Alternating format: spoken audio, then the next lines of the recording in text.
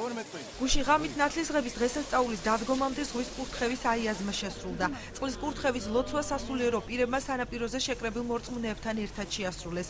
ბათუმისა და ლაზეთის, ჩრდილოეთ ამერიკისა და კანადის მიტროპოლიტმა მეუფე დიმიტრი მწყალი აკურთხა, რის შემდეგაც მეუფემ მრევლთან ერთად ზღვაში შევიდა და ცოდვების განწმენდის სიმბოლურ რიტუალში მონაწილეობა მიიღო.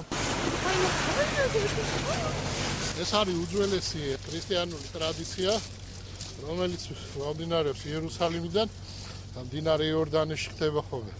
ეს განბანვის ასეთი რიტუალი 2000 წლის წინათ აღვადგინეთ და ძალიან გვიხარია, რომ ეს რაღაც სულიერი გაწმენდის სახე და სიმბოლოა და ესე დამკვიდრდა ჩვენს ქალაქში, ჩვენ კუთხეში.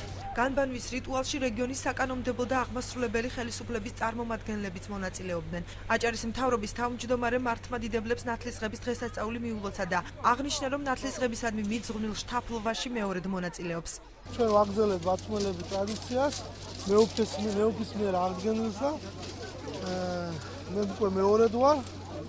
და ბრწყინვალე ტრადიცია და ბრწყინვალე დღესასწაული ყველას მინდა მიულოცო, წარმატებული სულო. ზღვაში შთაფლის ტრადიცია 20 წლის წინათ ბათუმისა და ლაზეთის, ჩრდილოეთ ამერიკისა და კანადის მიტროპოლიტ მეუფე დიმიტრის ლოცვა კურთხევით აღდგა. რიტუალში ყოველწლიურად რამდენიმე ასეული ადამიანი მონაწილეობს. პირველად არ მონაწილეობ. დიდი სია ყველას ულოცავ მთელ საქართველოს ამ ბედნიერ დღესასწაულს, ჯანმრთელობას, კარგად ყოფნას, სიხარულს და ყოველივე კარგს უსურვებ. უკვე მესამედ ვარ აქ მოსული და რავი ძალიან მაგარია, ძალიან ემოციების ვერ გამოვხატავ. დღევანდელი დღის მადლი ფარავდებს მთელ საქართველოს და მთელ საქართველოს ულოცავ. განბანვის რიტუალი ზუგდიდისა და ცაიშის ეპარქიის კურთხევით წელს პირველად ანაკლიაში შესრულდა.